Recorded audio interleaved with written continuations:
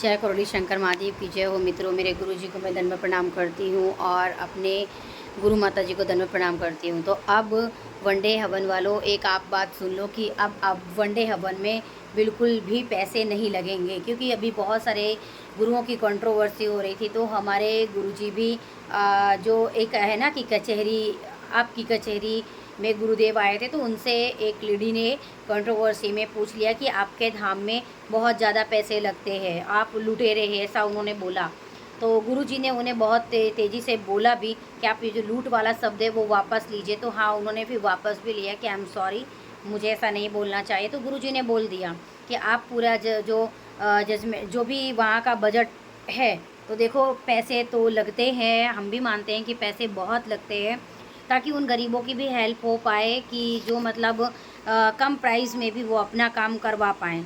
ठीक है, तो गुरुजी ने बोला चलो मैं सब कुछ फ्री में करवाऊँगा, 1 रुपए भी नहीं लेंगे वो। और उन्होंने कहा कि धाम का खर्चा सब आप उठाएं, यानी कि जो लेडी बोल रही थी तो वो उठाएगी। तो वनडे हवन वालों के लिए बहुत अच्छा हो गया है कि अभी 1 रुपये भी नहीं लगेगा। देखो फिर भी क्या क्या चीज़ के खर्चे लगेंगे, लेकिन अगर मैं बोलूँ कि अगर गुरुजी सब कुछ ऐसे ही फ्री में करेंगे, तो आप बताइए, क्या आप लोग सारी चीज़ें फ्री में करवाओगे तो क्या गुरुजी की बताए हुए जो वचन है वो आप मानोगे? नहीं मानेंगे। लेकिन जब तक आप अपने जेब से जब पैसे खर्च करते हैं ना, तो आप उस चीज़ को, वचन को मानते हो, वचनबद्ध हो जाते हो कि मुझे बस गुरुजी की ये बातें माननी है। जिस जगह पे आप फ्री में दर्शन करने जाते हो, फ्री में खाना खाते हो, तो फ्री में खाना खाने की आपको आदत पड़ जाती है। लेकिन जो वो चीज़ आपके लिए फ्री नहीं है, तो वहाँ पे आप कितने प्रोफेशनल तरीके से खाना खाते हो, एक भी अनाज आप फेंकते नहीं हो। जहाँ पे पैसे लगते हैं कि यहाँ पे आप जाना, तो उस चीज़ को आप बहुत ही अच्छे से बचा बचा कर वो चीज़ें यूज़ करते हो। बस सेम ऐसे ही जब गुरु जी के यहाँ पर आप वनडे हवन 1.5 लाख का करते हो, मैं मानती हूँ कि 1.5 लाख बहुत ज़्यादा है, तो गुरु जी उसको घटाकर कुछ कम कर दें, क्योंकि रहना खाना बहुत हो जाता है। लेकिन अगर गुरुजी और भी चीज़ों के लिए पैसे लेते हैं, जैसे कि फिर इसके बाद तो कोई पैसे नहीं लगते, फिर आप दर्शन करने अपनी इच्छा अनुसार आते हैं। लेकिन अगर ये एक बार जो पैसे लिए जाते हैं, देखो 5 दिन की पूरी प्रोसेस होती है, आपको पता है। एक दिन हवन का लगता है, लेकिन पूरे दिन पूजा होती है ब्राह्मण देवता द्वारा। दूसरे दिन भी सेम एज पूजा होती है, सिर्फ उसमें 1-2 चीज़ें कम हो जाती है। तीसरे दिन गुरु जी से दूसरे दिन मिलने का टोकन होता है, हाँ, रहना खाना हो रहता है। लेकिन अगर सोचो कि ये सब मैनेजमेंट में, देखो वहाँ पे पानी 24 घंटा रहता है, लाइट 24 घंटे रहती है, क्योंकि गांव है, गांव में लाइट रहना पॉसिबल नहीं है। तो किस तरह से व्यवस्था की गई वो आप भी जानते हो, लैट्रिन बाथरूम पानी, अंदर 24 घंटे खाना। फिर वो ठीक है कि चलो किसी दिन भंडारा नहीं हो पाता है तो बाहर भी आप खा पाते हो, बाहर भी खाना बहुत सस्ता है कि रीज़नेबल आप खा सकते हैं, रहने की सुविधा। अगर अमावस्या पूर्णिमा है तो अंदर तो रहने को नहीं मिल पाता है, क्योंकि बहुत भीड़ है। बाहर भी आप देखो कि वो तो गुरु जी को देख करके गांव में लोगों ने रूम बना लिया, पर वो भी कम पड़ जाते हैं एक टाइम जब अमावस्या पूर्णिमा आती है। तो देखो, अगर गुरु जी ने, अगर साधक से ही लेकर के उन्हीं के लिए ही सब कुछ बनाया गया है, तो ठीक है।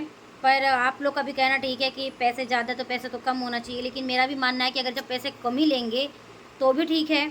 तो पैसे तो लेने ही पड़ेंगे, अगर पैसे लेंगे लोग जेब से लगाएंगे, तभी गुरु जी की बातों को लोग मानेंगे कि गुरु जी ने ये कहा है, ये नहीं कहा है, ये नहीं करना है, ये कहा है, ये करना है। और अगर वो गुरु जी नहीं लेंगे तो वो वही वाला काम करेंगे, यहाँ पे भी आएंगे और भी जगह 10 जगह जाएंगे, 10 जगह वो जाते ही रहेंगे और दर्शन करते रहेंगे। इसके बाद आप देखते हैं ना कि गुरुजी 1 रुपये भी नहीं लेते, फिर उसके बाद 1 पैसा भी नहीं लगता। आप अपनी इच्छा अनुसार आते हैं, दर्शन करते हैं, इच्छा अनुसार 2 दिन रुकते हैं, अर्जी बंधन लेते हैं। अर्जी बंधन देखो ये है कि बिल्कुल सिंपल तरीके से उसमें सामान है, सिंपल तरीके से छोटा छोटा सामान है, ताकि आप लोग बाहर से लाएंगे, कहाँ से लाएंगे, कौन कितना ठगेगा। अंदर जो है कि लिमिट सामान मिलता है, लिमिट लाइन लगती है, लिमिट और टोकरी में सामान रहता है, जो जो बाबा माँ को चढ़ता है, नारियल, कुछ प्रसाद, माता का श्रृंगार। तो बहुत अच्छा है कि सब कुछ अंदर मिल रहा होता है, आप कहीं भटकते नहीं हो। ये नहीं कहते हो कि चलो 2 किलो मिठाई लाना, 3 किलो मिठाई, वो आप अपनी इच्छा अनुसार चढ़ाते हो। वहाँ पे ऐसा कुछ नहीं है, वहाँ के भगवान अपने एक नारियल में भी खुश हैं। तो 100 रुपये की टोकरी मिलती है, बाबा माँ को एक 100 रुपये का चढ़ता है, आगे 100 रुपये का, उसमें भी पर्ची रहती है, कोई आपसे ज़्यादा ठग नहीं सकता है। तो वो तो देखो टैक्स भी जाता है, हर चीज़ टैक्स भी जाते हैं वहाँ पे, तो ऐसा कुछ नहीं है। जो रही ज़मीन, हाँ वो गुरु जी की है, गुरु जी एक्सेप्ट भी करते हैं, तो कोई भी देखो चोरी चीज़ें नहीं है। रही बात कंट्रोवर्सी, तो आजकल हर गुरुओं में कंट्रोवर्सी कर रहे हैं, ठीक है। मगर राजनीति नेताओं लोगों में कंट्रोवर्सी नहीं करते हैं, जो खुलेआम कुछ भी कर रहे होते हैं। ठीक है, कुछ गुरु लोग होते हैं, मगर सब ऐसे नहीं होते हैं।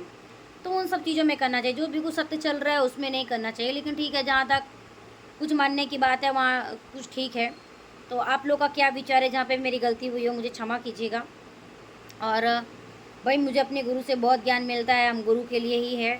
और सारी चीज़ें मुझे फ़ायदा भी करती है, कुछ नुकसान नहीं है, कोई झूठ नहीं है, कोई झूठा दरबार नहीं है, सब कुछ बहुत अच्छा है। इसके बाद कोई भी पैसे नहीं लगते हैं। और नेक्स्ट वीडियो में मैं आपके साथ फिर से मिलती हूँ। जहाँ पे मेरी कोई त्रुटियाँ हो मुझे माफ़ कीजिएगा। ये वीडियो ज़्यादा से ज़्यादा शेयर कीजिए। नेक्स्ट वीडियो में मैं आपसे बाद में मिलती हूँ दूसरे वीडियो के साथ। मेरी वीडियो थोड़ा कम भी आ रही है, जल्दी नहीं आ रही है, कोई कंटेंट नहीं हो रहे थे इसलिए। पर मेरी वीडियो ज़्यादा से ज़्यादा शेयर कीजिए, लाइक कीजिए। नेक्स्ट वीडियो में आपके साथ फिर से मिलती हूँ। जब तक के लिए जय माता दी।